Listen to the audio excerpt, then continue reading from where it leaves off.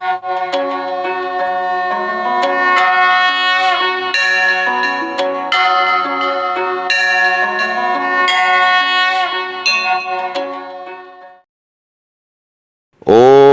जय श्री राम मित्रों, स्वागत है आपका आदर्श धर्म सनातन धर्म यूट्यूब चैनल के प्रश्नोत्तरी कार्यक्रम में। आज का प्रश्न लिया है हमारे दर्शक मित्र श्रीमान अंजनी कुमार विश्वास, अमेठी उत्तर प्रदेश से। इनका प्रश्न है कि हनुमान जी कौन हैं, उनकी पूंछ का क्या रहस्य है। तो सबसे पहले एक पौराणिक कथा के माध्यम से जानते हैं कि हनुमान जी कौन हैं। माता पार्वती जी ने एक बार शंकर जी को बोला कि हे भगवान, आपने अगर अपने इस भक्त को कैलाश पर आने से नहीं रोका तो किसी दिन मैं इसे अग्नि में भस्म कर दूंगी। यह जब भी आता है मैं बहुत असहज हो जाती हूँ। यह बात मुझे बिल्कुल भी पसंद नहीं है। आप इस रावण को समझा दीजिए कि यह कैलाश में प्रवेश न करे। भगवान शिव जानते थे कि पार्वती सिर्फ उनके वरदान की मर्यादा रखने के लिए रावण को कुछ नहीं कहती हैं। वो चुपचाप उठकर बाहर आकर देखते हैं रावण नंदी को परेशान कर रहा है। शिव जी को देखते ही वो हाथ जोड़कर प्रणाम करता है। प्रणाम महादेव। भगवान शिव बोले, आओ दशानन, कैसे आना हुआ। भगवान, मैं तो बस आपके दर्शन के लिए आ गया था महादेव। आखिर महादेव ने उसे समझाना शुरू किया कि देखो रावण, तुम्हारा यहाँ आना पार्वती को बिल्कुल भी पसंद नहीं है, इसलिए तुम यहाँ मत आया करो। अरे अरे महादेव जी, ये आप क्या कह रहे हैं?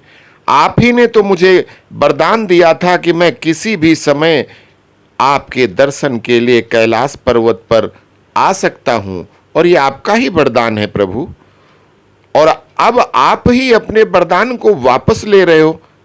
ऐसी बात नहीं है रावण, लेकिन तुम्हारे क्रियाकलापों से पार्वती परेशान रहती हैं, और किसी दिन उन्होंने तुम्हें श्राप दे दिया तो मैं भी कुछ नहीं कर पाऊंगा।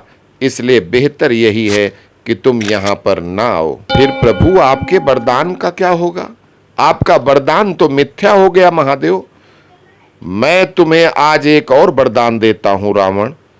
तुम जब भी मुझे याद करोगे मैं स्वयं ही तुम्हारे पास आ जाऊंगा, लेकिन तुम अब किसी भी परिस्थिति में कैलाश पर्वत पर मत आ जाना। अब भगवान शिव कहते भी क्यों नहीं भाई, होम मिनिस्ट्री का आदेश था तो मानना ही था।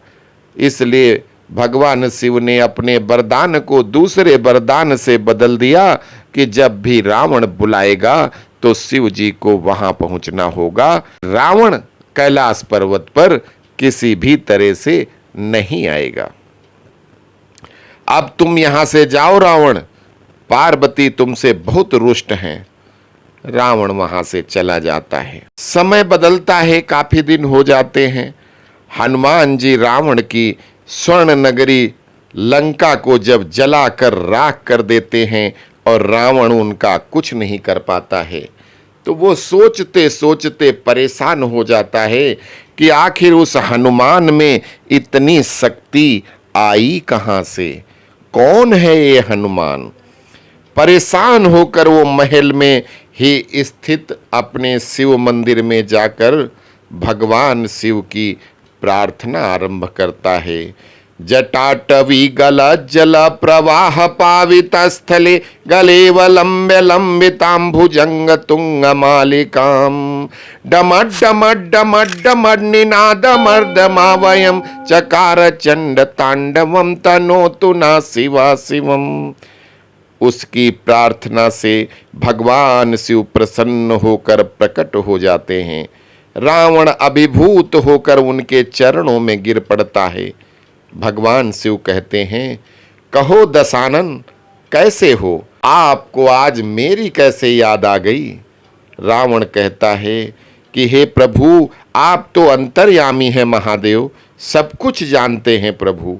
मेरे मन में बार बार एक ही प्रश्न आता है कि एक अकेले बंदर ने मेरी लंका को ऐसे जलाकर राख कर दिया। मेरा घमंड, मेरा मद, मेरा अहंकार सब नष्ट कर दिया। मुझे ये समझ में नहीं आता एक बंदर के इतनी शक्ति कहां से आई।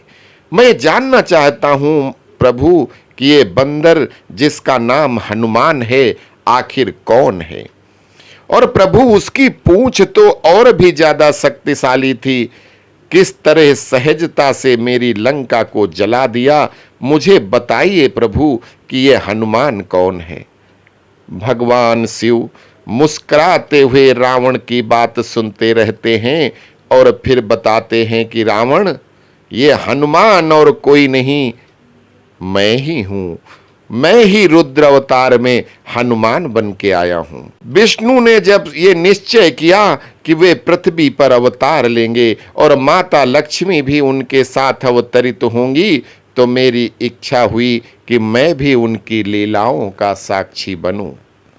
और जब मैंने अपना यह निश्चय पार्वती को बताया तो वो हट कर बैठी कि जब लक्ष्मी जी नीचे जा रही हैं, वो मानवी होकर लीलाएं करेंगी और वो अपने पति के साथ जा रही हैं, तो प्रभु मैं भी चलूंगी, मैं भी आपके साथ ही रहूंगी। भगवान शिव ने कहा कि हे पार्वती, मैं भगवान राम की सेवा के लिए जा रहा हूं और मैं इस जन्म में ब्रह्मचारी रहने की प्रतिज्ञा कर चुका हूं, तो फिर आप हमारे साथ कैसे रहोगी। और जब मैं उनका सेवक बन के रहूंगा तो आप कहां रहोगी। इसलिए भाई बात बनेगी नहीं। ये उनके समझ में नहीं आ रहा था कि माता पार्वती कैसे साथ में जाएंगी, कैसे उनको इस लीला का भागीदार बनाया जाए।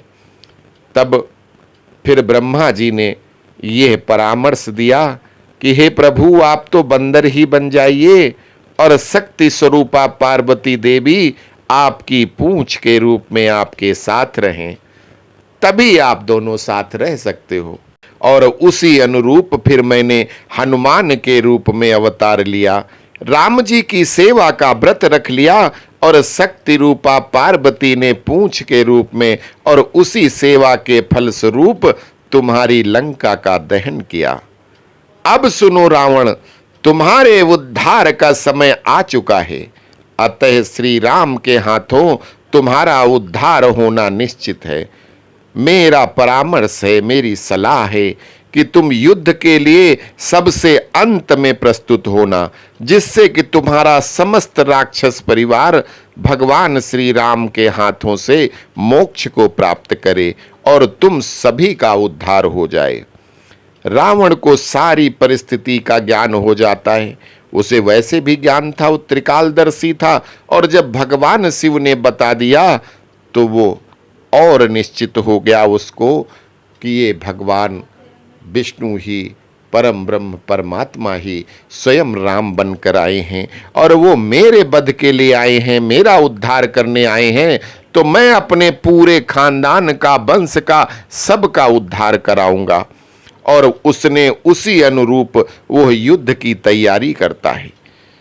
जब सारे उसके अपने 1 लाख पुत्र, 1.25 लाख नाती, भाई और भाइयों के बच्चे, दोस्त और पूरी राक्षस से उद्धार सबका हो गया, सब मारे गए, मेघनाथ का वध हो गया, तब उसने और अपने त्रिकालदर्शी अपनी उससे देखा कि मेरे 2 पुत्र, त्यागे हुए 2 पुत्र और हैं, एक तो अहिरावण, दूसरा नारांतक।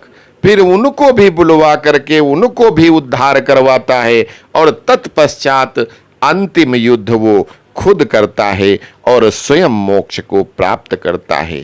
तो इस तरह से हनुमान जी कौन है और उनकी पूंछ कौन है। हनुमान जी स्वयं भगवान शिव हैं और उनकी पूंछ माता पार्वती हैं। उम्मीद करता हूं कि आपके प्रश्न का समुचित उत्तर मिल गया होगा। अस्तु। जय सिया राम। ओम नमः शिवाय।